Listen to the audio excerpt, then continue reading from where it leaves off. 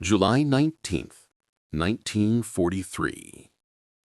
You do not walk into Adolf Hitler's presence and tell him that a war he launched, a war he promised would remake Europe, has already slipped beyond his control.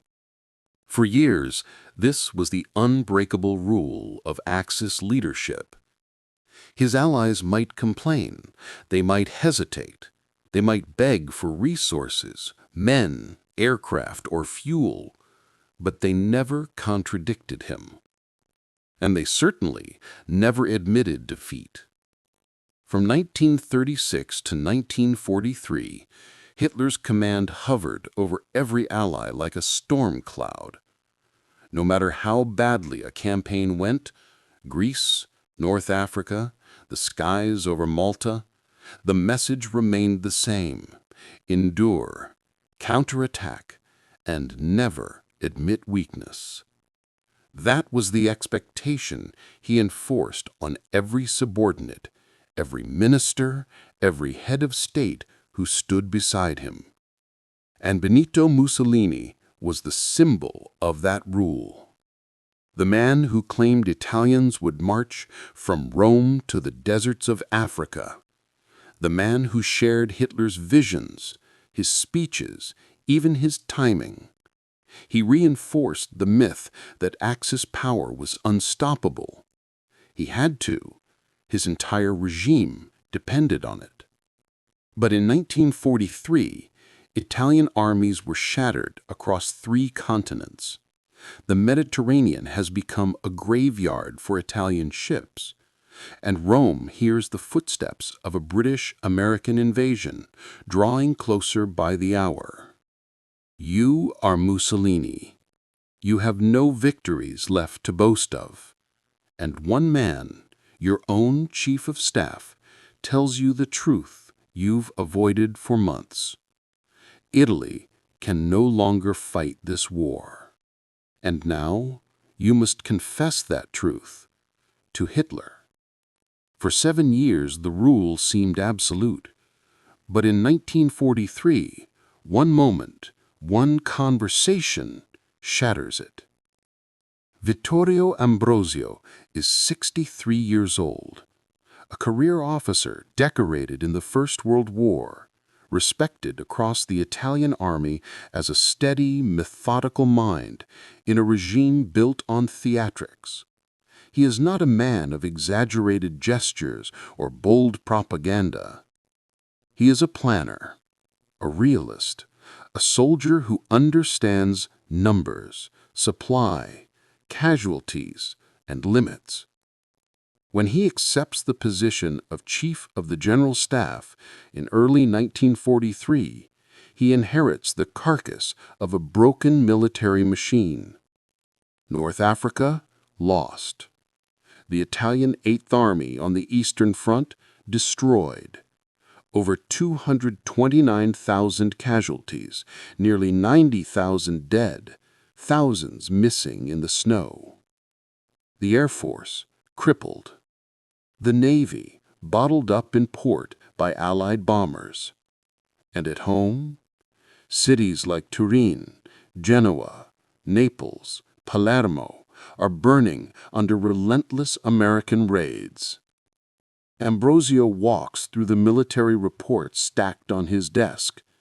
He sees the same message repeated in every note from every commander still clinging to scraps of territory. Our units are exhausted.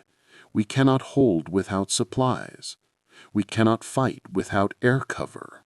We cannot continue the war. And he knows the horrifying truth. If Italy remains in the war, the country itself will collapse. Not the army, not the navy, the nation. By June 1943, he reached the conclusion that no Italian officer had dared to write in official channels. Italy must exit the war, not in 6 months, not after one more campaign, now. But Mussolini refuses to accept the scale of the disaster. He repeats Hitler's promises. He insists that German reinforcements will turn the tide. He clings to illusions of a decisive counteroffensive. So Ambrosio pushes harder. He finalizes reports. He presents casualty charts. He brings commanders to Rome who speak of divisions disintegrating under fire. He lays out the strategic reality in brutal terms. If Italy does not secure peace, Allied troops will land on Italian soil, and there is nothing left to stop them. Finally, Mussolini falters. For the first time in years, his voice shakes. He tells Ambrosio, "Prepare the documents. Prepare everything. I will speak to the Führer." This will be the first time any Axis leader admits to Hitler's face that his war is collapsing. And to make that confession, Mussolini must travel to Hitler's headquarters in East Prussia, into the Wolf Lair itself. Ambrosio knows what is at stake. If Hitler refuses, and he will, Italy faces annihilation. If Mussolini hesitates at the last moment, Italy loses its final chance to escape. If the Germans suspect betrayal, they will occupy the peninsula before Italy can react. Ambrosio prepares the message. He prepares the arguments. He prepares the numbers. He prepares Mussolini. And then he watches him board the aircraft for Hitler's headquarters. It is July 19, 1943.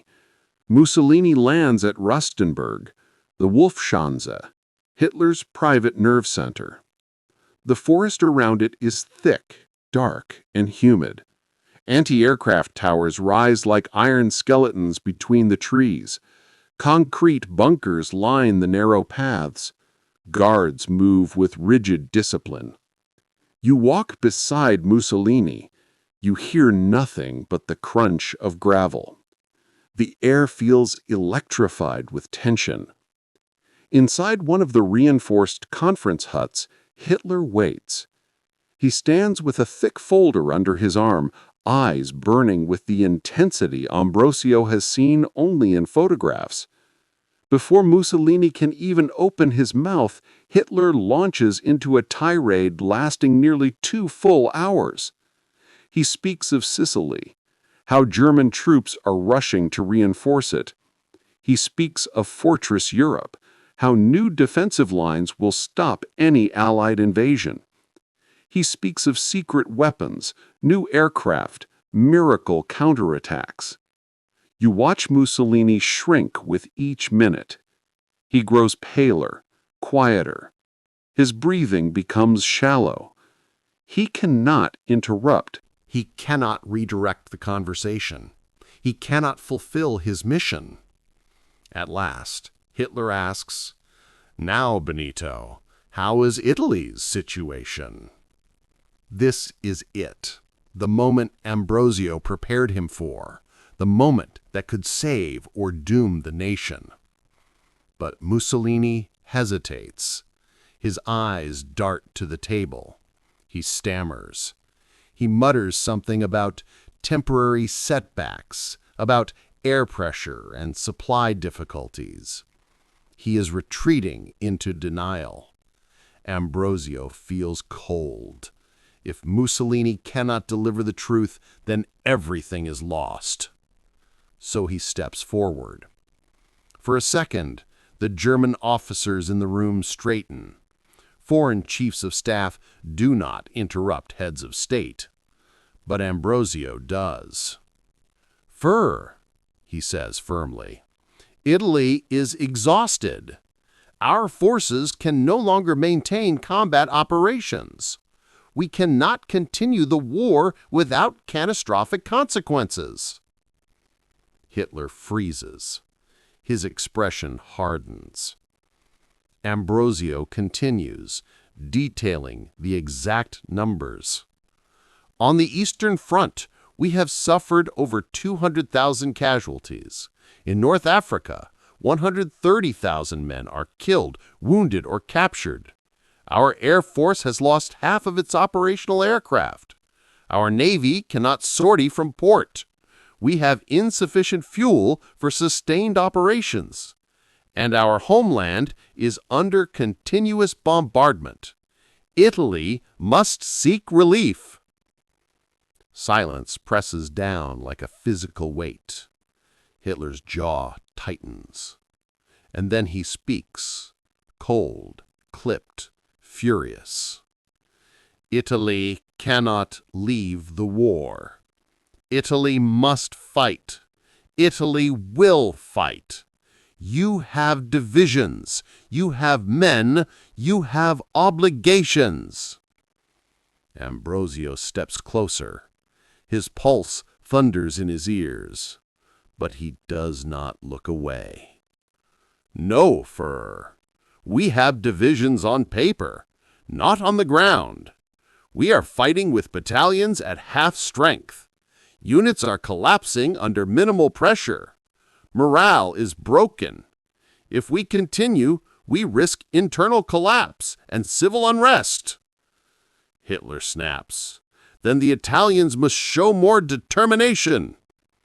Mussolini finally speaks, voice trembling. Adolf, Italy cannot endure more. Hitler turns on him. What do you mean? You speak as though the war is lost? Germany will hold Sicily. The Allies will be driven back into the sea.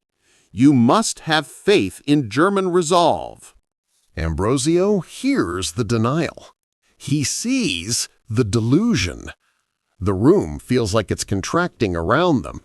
Hitler rants for another hour. He insists the Allies lack the strength to invade the mainland.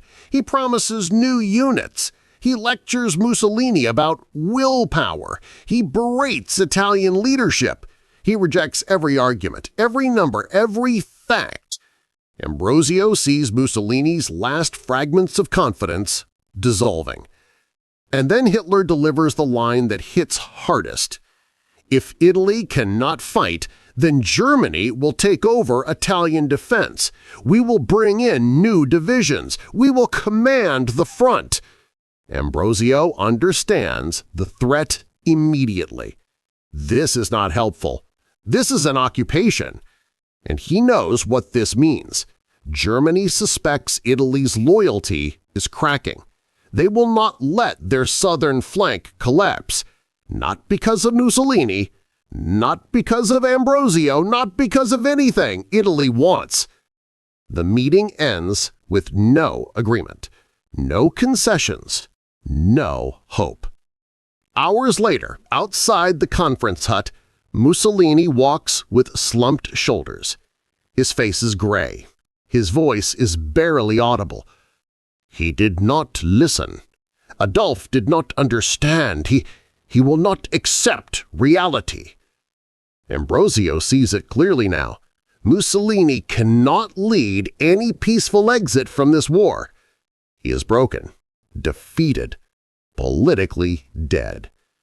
Germany refuses to accept Italy's collapse.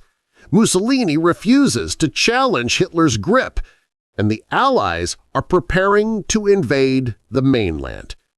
That night, Ambrosio flies back to Rome. He gathers the king's advisors. He presents his conclusion.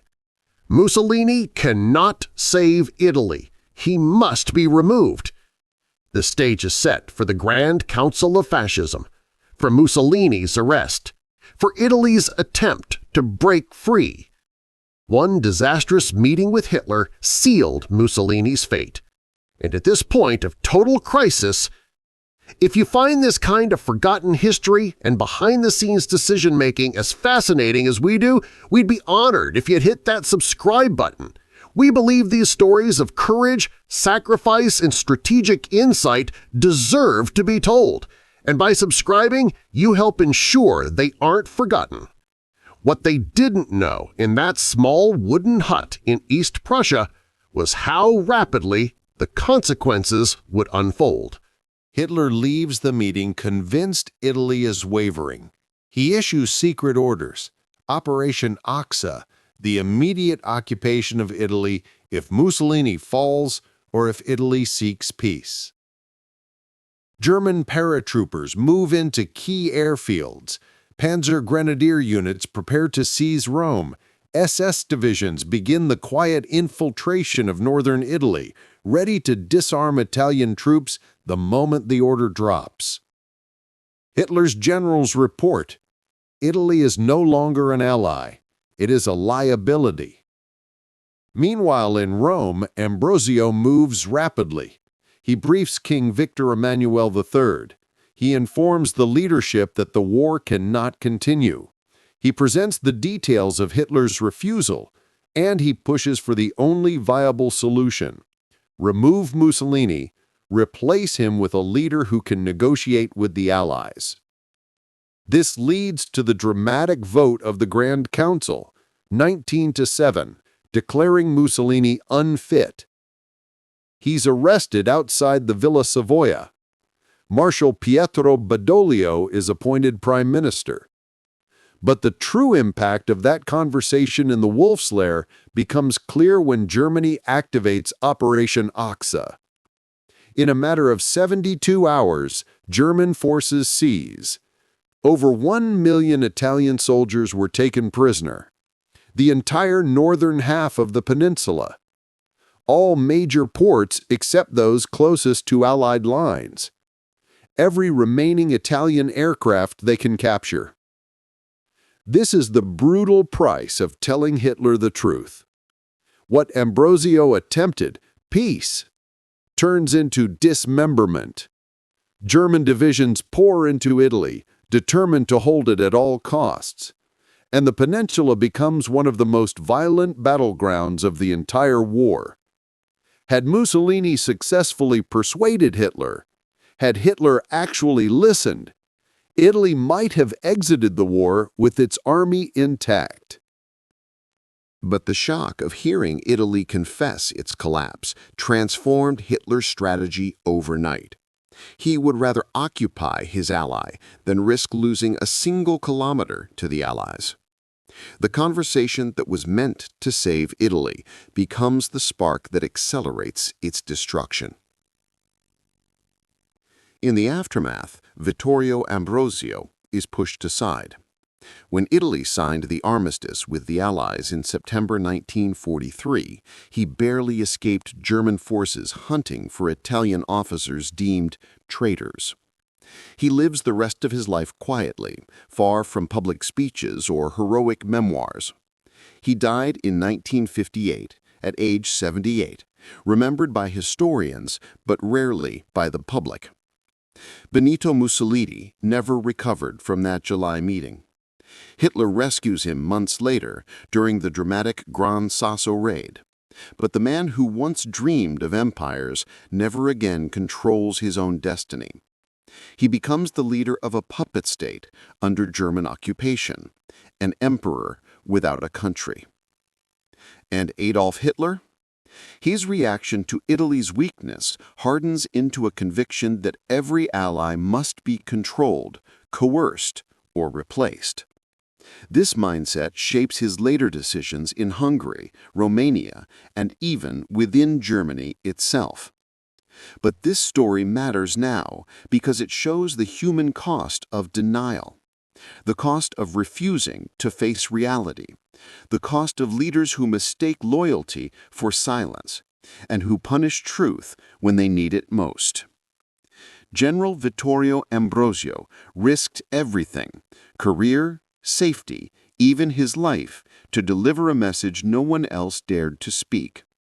He stood in the room with the most dangerous man in Europe and said the words that had to be said. Italy can no longer fight. If this story moved you, please hit that like button. Every click tells the algorithm this piece of history is worth remembering. We're dedicated to rescuing forgotten stories from the archives. If you want to join that mission, please subscribe and turn on notifications. And tell us, where are you watching from? Drop your city or state below and share whether someone in your family served. Thank you for ensuring that Vittorio Ambrosio and the countless Italian soldiers lost in 1943 do not disappear into silence. They deserve to be remembered.